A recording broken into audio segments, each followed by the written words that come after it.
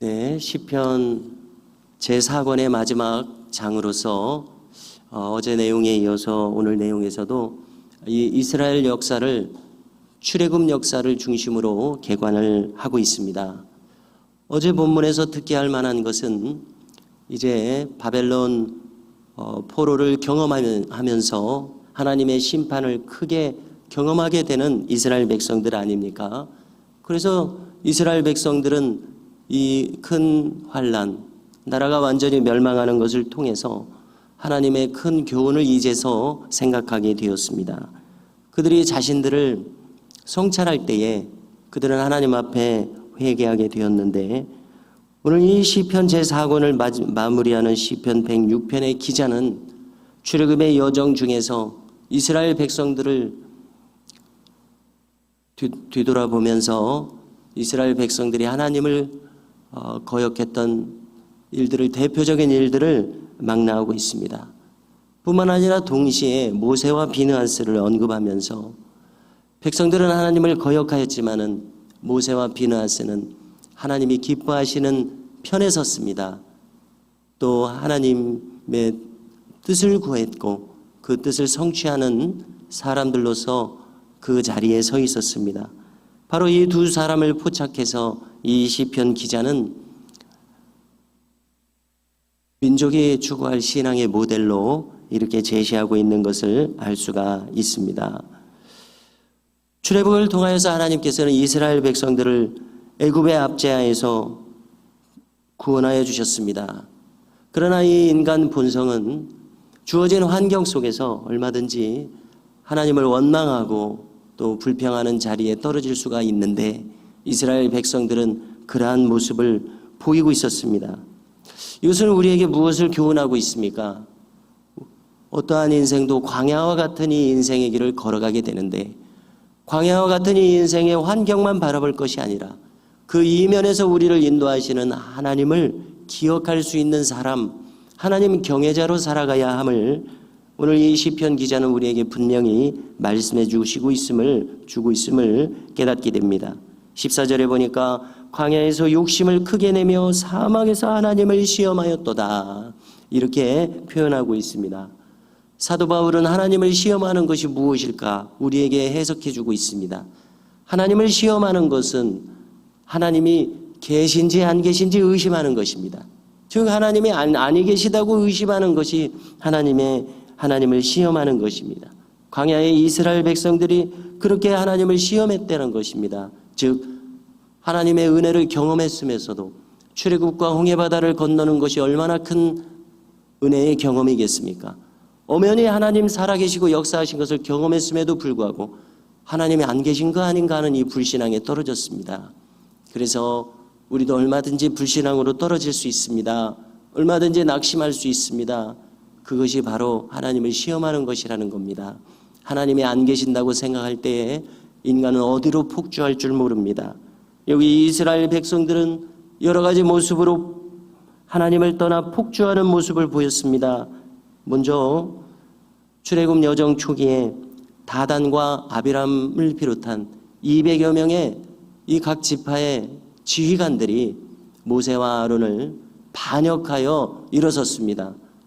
자기들도 하나님께서 사용하시는 도구가 될 수 있고 자기들도 모세의 자리에 서서 이스라엘 백성들을 이끌 수 있다, 이렇게 그들은 모세와 아론을 거슬렀습니다.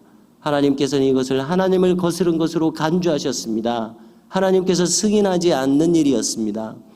그래서 이 영적인 질서와 권위를 어지럽히는 일은 참으로 하나님 앞에 큰 거역함이 되는 일이었고, 이들은 즉시로 즉결 심판을 받아서 그 땅에 갈라져 화염이 그들을 삼키지 않았습니까? 이러한 놀라운 온 이스라엘에게 교훈을 주는 이러한 엄청난 일이 있었습니다. 또 이 시편 기자는 특기할 일로서 송아지 우상을 만든 일을 지목하고 있습니다. 모세가 40일간 시내산에 올라서 금식하면서 십계명 2 돌판을 받아가지고 내려오고 있었는데, 이제 하나님의 응답을 받아서 이스라엘 백성들이 영원히 하나님의 규례로 삼을 이 말씀을 받아가지고 내려왔는데, 밑에서 먹고 마시고 뛰노는 그러한 요란스러운 소리가 들리는데 모세가 내려보니까 금송아지 우상을 만들어서 애굽의 우상 숭배로 회귀했습니다. 이것이 출애굽의 하나님이라고 이름을 붙였지만은 그들은 혼합신앙으로 급격하게 떨어지고 여러 가지 타락상을 보였을 때 십계명 두 돌판을 내던지는 그러한 일이 있었습니다. 그래서 하나님의 영광을 풀을 뜯어먹는 소의 형상으로 바꾸었도다. 이렇게 시인은 단식하고 있습니다. 그래서 하나님께서는 이런 백성들은 내가 이제 그대로 살게 할 수 없다. 이 백성을 진멸하리라. 이러한 뜻을 모세에게 밝히셨습니다. 참으로 얼마나 안타까운 일입니까? 그렇게까지도 말씀하셨습니다. 이 백성을 내가 진멸하리라.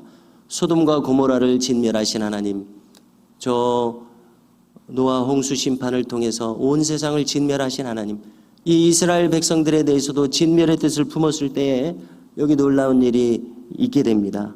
그것은 곧 모세의 이 민족을 위한 중보의 기도의 시간이 있게 됩니다. 놀랍게도 이 모세는 처음에는 입이 뻣뻣하고 둔하여 하나님의 부르심을 따라 하나님의 도구로 나설 수 없습니다.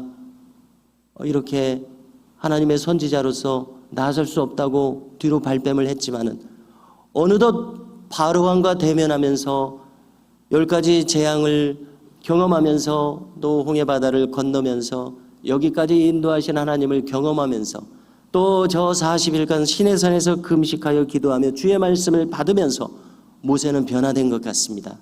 놀랍게도 모세는 자기의 생명을 걷어가실지라도 이 이스라엘 백성들을 살려주십시오. 만일 하나님께서 이 백성을 진멸하신다면 자기 백성을 애굽에서 이끌어내시더니 광야에서 그들을 죽이기 위해서 이 이스라엘 백성들을 출애굽하셨다. 문민족들이 이렇게 조롱하고 이야기거리를 삼을 것 아닙니까? 하나님 아버지, 저의 목숨을 취하실지라도 생명책에서 흐리실지라도 이스라엘 백성들을 구원하소서.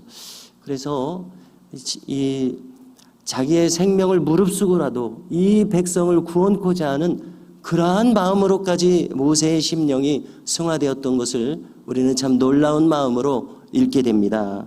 이때에 놀랍게도 하나님께서는 이 모세의 마음을 받으시고 이스라엘 백성들을 진멸하려는 마음을 돌이키셨습니다. 얼마나 놀라운 일입니까? 백성들의 한 일을 보면 멸망받아 마땅하지만 모세 한 사람이 하나님의 마음으로 이 백성들을 위해서 중보했을 때 하나님께서는 그 기도를 들으시고 이 백성을 살게 하셨습니다. 우리는 먼 훗날 다니엘의 기도에서 민족을 향한 대속적인 회개의 기도, 대신 민족을 대신해서 대표해서 회개하는 그 기도를 보게 되는데요. 이렇게 하나님의 마음에 도달해서 기도하는 하나님의 뜻을 구하는 하나님의 사람들이 있었습니다. 그 효시로서 모세의 기도가 나타나고 하나님은 그 노를 돌이키시게 됩니다. 또 중요한 사건을 기록합니다. 그것은 모압 땅에 이르렀을 때의 바알보을 사건입니다. 자, 바알보을은 이 우상 숭배를 가리키는데 이 우상 숭배는 이 여성과의 이 성적인 관계가 수반되는 그러한 형태의 우상 숭배였었습니다. 모압 땅에 이르렀을 때 이스라엘 백성들이 그 지역 주민들의 꾀임에 빠져서 수많은 사람들이 이 바알볼에 가담하게 되었었던 것입니다.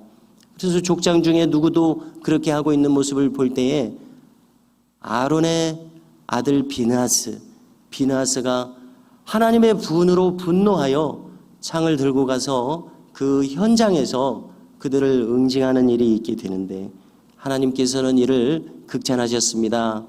나의 마음으로 나의 진노를 발하여 이렇게 행하였도다. 이 우상 숭배를 멈추게 하였도다. 그래서 하나님께서는 비느하스와 놀라운 영원한 제사장 언약을 삼으시지 않습니까? 너와 너와 후손을 영원한 제사장을 삼게 하겠도다. 그래서 이 일이 오늘 말씀 31절에 이 일이 비나스의 의로 인정되었으니 대대로 영원까지로다 이렇게 말씀해 주시고 있습니다. 성도 여러분, 어떤 사람들은 하나님의 진노를 일으키고 하나님을 시험하고 하나님을 원망하는 불신앙으로 떨어집니다. 그러나 어떤 사람들은 하나님의 마음을 가지고서 하나님께서 기뻐하시는 일을 행하며 기도하며 백성들을 이끄는 그러한 자리에 섭니다. 오늘 이 이스라엘 출애굽 역사의 교훈을 우리의 교훈으로 삼아서 우리도 하나님의 마음을 알 수 있는 사람들, 하나님께서 기뻐하는 자리에 설 수 있는 사람들로서 나타날 수 있기를 간절히 소망합니다.